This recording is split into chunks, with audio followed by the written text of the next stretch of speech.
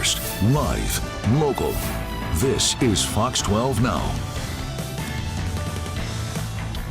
All right, hello everyone. Welcome to Fox 12 Now. I'm Greg Nibbler. Appreciate all of you joining us here today. We are live streaming on our website, our apps, and of course on Facebook and YouTube. Lots of places to find the show and share these segments afterward. But today, we're actually doing a continuation of a segment that we did a couple of weeks ago when we headed down to Old Town Pizza in downtown Old Town Portland, celebrating its 50th anniversary. Great interview with Adam Milne, the owner of Old Town, but something else that we referenced in that was the fact that they also have Shanghai Tunnel tours that you can take directly from there, going underneath the basement of their 135-year-old building and exploring a section of the tunnels. So during this interview, we're going to talk about why they're called the Shanghai Tunnels. We're going to be talking about some of the different use cases of it, maybe how they got started, what's happened since then, but a basic description for anybody who doesn't know. These were a series of tunnels that were created somewhere in the mid-1800s. I think it's a little bit loose as far as when that actually started, but were in use up until the 1940s and even a little bit today.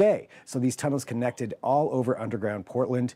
These were underneath the streets, underneath buildings, and they were essentially there to help carry goods from place to place. But of course, nefarious things also allegedly happened down there. Now, sections of the tunnel are still in use today, not for carrying goods from one place to another, but for storing goods. A lot of the restaurants downtown, you may not realize this, but if you go into their basement, that is actually part of the old tunnel network, where they may have freezers, they store kegs, different kinds of goods are stored down there, and you can still connect from the street and deliver things down there.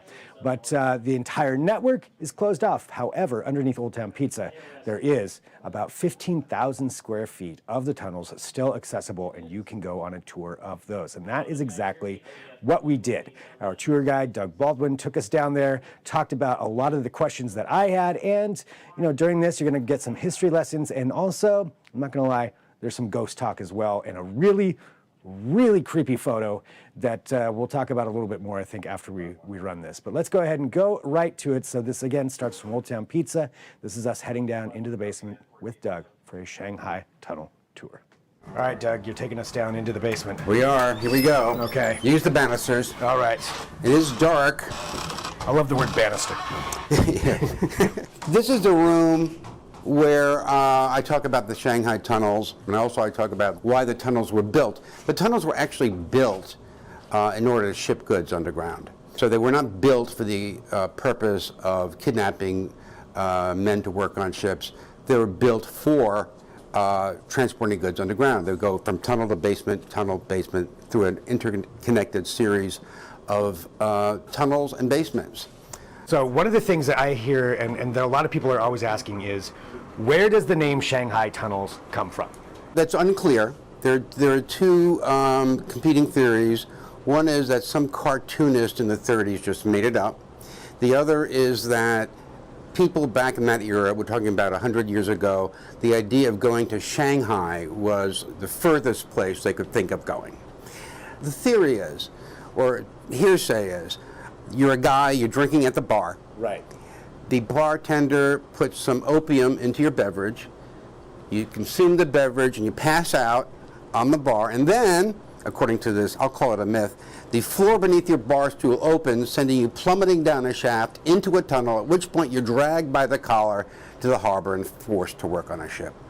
Back then, there was another way of accomplishing the same thing that was legal. Shanghai would not be legal. You're kidnapping a guy, it's a felony.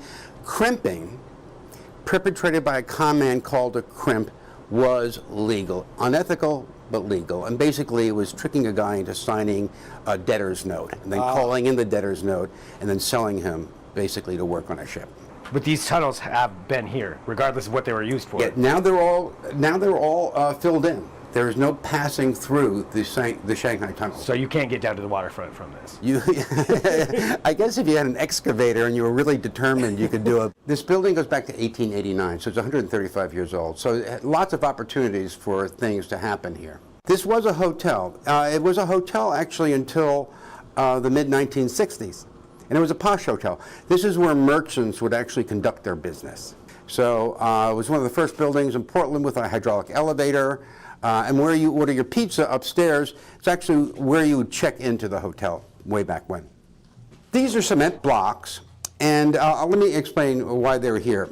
In the mid-1960s, the Merchant Hotel finally closed, and this building was largely vacant. And what had been historically a troublesome area underground, you know, with gambling and drugs, got worse. Suddenly you had drug dealers selling heroin down here, you had prostitutes openly working down here, you had homeless people actually dwelling in the so-called Shanghai Tunnels themselves.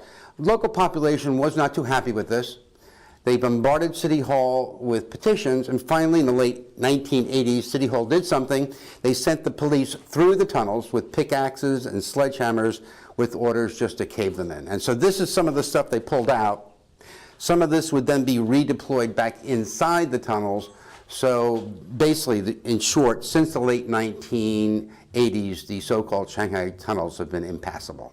These are not original structures. We constructed these to illustrate a practice that occurred in Old Town Portland. These are holding cells. Into these would be placed men and women, men who were being shanghaied or crimped, women who were being sold into prostitution. They'd be crammed in here 6 to 8 per cell. Their shoes would be removed. The door would be closed and locked. And then the captors would scatter shards of broken glass on the floor to inhibit anybody who had smart ideas about escaping and to alert the captors somebody was trying to escape. I mean, even as a replica, this is creepy, just thinking about the idea of this. So these people had no idea what was going to be happening to them? Basically, no. But they wouldn't be stored here for that long. I mean, the whole game is about making money, getting these people sold or situated or whatever. At this point in the tour, I stop and I ask people to look at this wooden post right here where I'm pointing in this white curtained area. I ask people to take a mental photo, and then at the end I show them an actual photo that was taken down here last June, and it's kind of amazing. What is that? The photo taken by a guest shows an individual standing right adjacent to it, a figure dressed all in black.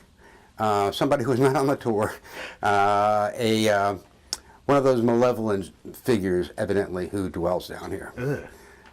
In 2016, one of our delivery guys had just finished his delivery, and he was standing around here filling out his paperwork, and he smelled some perfume and had the sense someone was standing behind him. So he turned around, and there he saw a woman dressed all in black. Now, these are the signs that you're in the presence of a resident ghost, Nina. You'll smell her perfume and or see her dressed in black. This guy didn't like that very much. I wouldn't either. He fled, demanded to know who that woman was in the keg room. He's told there is nobody in the keg room. He says, that's it, I'm done. And he crossed off Old Town Pizza from his delivery list last time he visited. One of our bartenders actually went into this room to change out the beer taps. And as she was doing this, she heard, in her words, as if amplified through a screechy microphone, loud growling. Loud growling? Loud growling, freaking her out. She sped upstairs, demanded to know what's going on down there. And she said she wasn't coming back down here. And for the rest of her tenure, she never came back into this area. I don't blame her. But later on that month, the same month, June, I had a medium on this tour. And I told her and that group what Ashley's experience had been in there. And she said, this medium said, that was not Nina, our resident ghost. That was not Nina growling in her ear. That was a different ghost, a malevolent ghost who dwells down here with others. Ugh. Not something I really wanted to hear. And when I joined up a year ago, February, there were 3 of us doing this tour, and myself, Jason, and Natasha. And Natasha would come down here in the wake of my tour or Jason's tour or her own tour, and she'd find the door open, like this or like this, again and again and again and again. Didn't happen to Jason, didn't happen to me. So poor Natasha got to be a little, I think, paranoid. And she got on our case about making sure the door was firmly shut, and we were good. We shut it all the time. So this happened for over a period of 6 or 7 weeks, and then it stopped. Then a few months later, according to our logbook, our ghost logbook that we keep behind the bar, it was all the way the heck open like this. So here's the thing, there's no air current down here, there's no airflow down here, not to speak of. And yet here it was, time and time again, opening only for Natasha.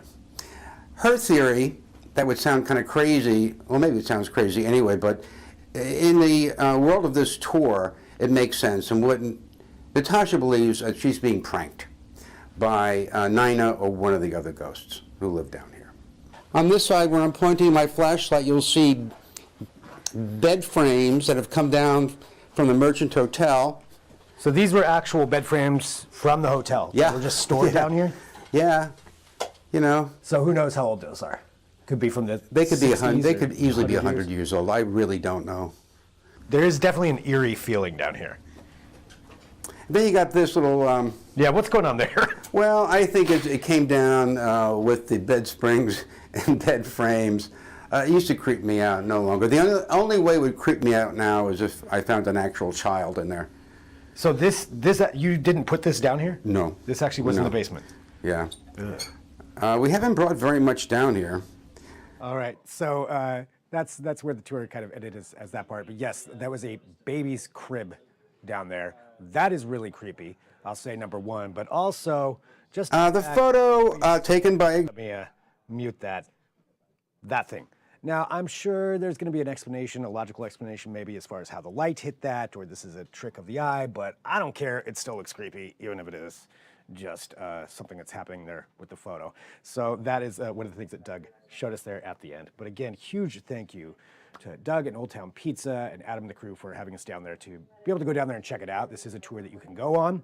And also a big thank you to the Fox 12 team, the Fox 12 Now team that was out there, Nor, who did some great work on editing. It's very, very dark down there. Surprise. So it's difficult to shoot, and so she did a really great job of putting that together. Also thank you to Z-Fan and of course Jack for coming out there and filming as well. So the crew did a fantastic job, and Doug is a great tour guide and host, and from what I understand there are some other hosts and tour guides too that you can take when you do that Shanghai Tunnel tour. But huge thank you to Doug. Very knowledgeable, and I learned a lot on it, and I'll just be honest, it is creepy down there. It's creepy, whatever you believe in. It definitely is, but well worth it taking a look at something that is a historical part of Portland that you can still go check out. And again, this is Fox 12 Now. So if it's your first time watching us, thank you for joining. We've been doing the show for a little over a year now, and it allows us to do these longer form segments, allows us to have some interviews, discussions about a broad range of topics. And so to that extent, if you have a topic that you think should be on here or that you'd like to have featured, or maybe there's a deeper dive you want to know more about something that we covered on our regular newscasts, we can do that here and have that time to really expand on it and dig in and get some more info for you. So you can send me an email, fox12now@kptv.com. That's fox12now@kptv.com. Feel free to do so. If you have an idea for anything, I mean, send it in. I'll see if maybe we get something that we can cover or have somebody on to talk about. So send me that email. Thank you again for joining us. You can check out all of our content on the Fox 12 Oregon app. So you can download that. Just hit that Fox 12 Now tab. Same thing on the website. And of course, we are on Facebook and YouTube as well, so you can watch all the segments there and share them. But again, thank you to everybody for making this one happen. Really interesting part of Portland and history, and something that you can experience as well with the Shanghai Tunnels. All right, we'll sign off for right now. I'm Greg Nibbler. This is Fox 12 Now.